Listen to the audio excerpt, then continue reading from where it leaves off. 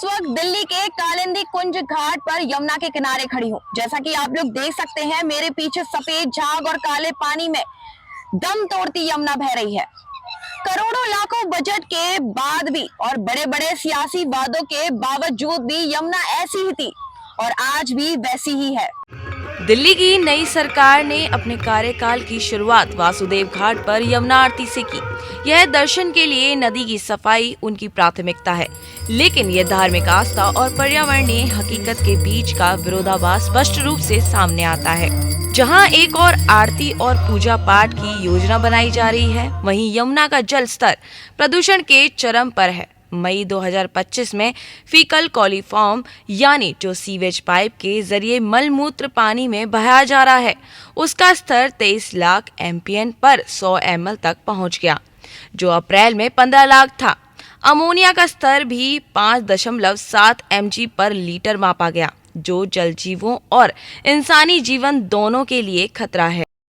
पहली चीज़ तो हमें किसी भी नदी के बारे में उसे समझना चाहिए, उसकी प्रकृति को।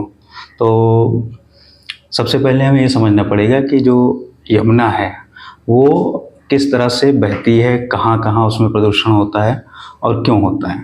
तो आप जब यमुना की पूरी लंबाई को नापेंगे करीब 1200 किलोमीटर के आसपास, तो जिसमें बहुत मेजर स्टेट्स जो हैं वो पहाड़ से चल के और फिर मैदान की तरफ आते हैं। यानी जब आप हिमाचल से लेके इलाहाबाद उत्तर प्रदेश तक देखेंगे यमुना को, तो उसमें सिर्फ कोई 22 किलोमीटर का जो हिस्सा है वो दिल्ली में पड़ता है और उस 22 किलोमीटर में करीब 80% जो नदी का पोल्यूशन लोड है वो उसी 22 किलोमीटर में है।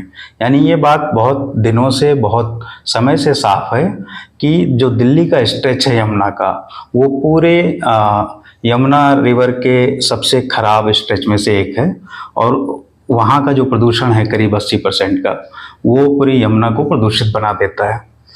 दो चीज़ें हैं। पहली चीज़, जब हरियाणा के बाद यमुना दिल्ली में प्रवेश करती है और जब दिल्ली से विदाई लेती है, दोनों जगहों पर यमुना की हालत बहुत बदतर हो जाती है।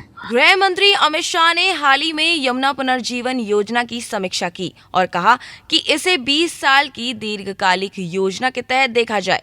दिल्ली विकास प्राधिकरण DDA ने असीता ईस्ट और वासुदेव घाट जैसे प्रोजेक्ट्स पर काम शुरू किया है, जिनमें कुल 109 हेक्टेयर में ग्रीन स्पेस विकसित हो रही है। लेकिन जब सवाल आता है सीवेज ट्रीटमेंट और इंडस्ट्रियल वेस्ट का, तो आंकड़े डराते हैं। आपको माँ यमुना की जो हमने अपनी प्रतिबद्धता जो जताई है, वो आपको फ़र्क दिखाई दे रहा होगा।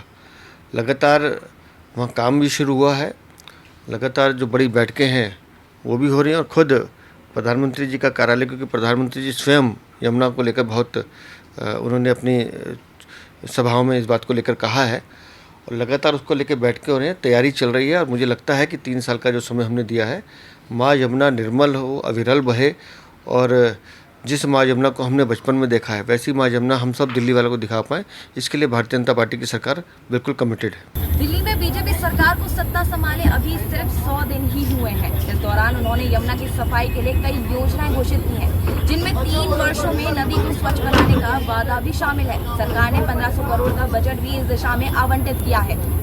लेकिन सवाल ये है कि क्या ये योजनाएं केवल कागजों तक सीमित रहेंगी या वास्तव में यमुना की हालत में सुधार लाएंगी? क्या ये सरकार भी पिछली सरकारों की तरह वादों तक सीमित रह जाएगी या वास्तव में यमुना को स्वच्छ बनाने में सफल होगी?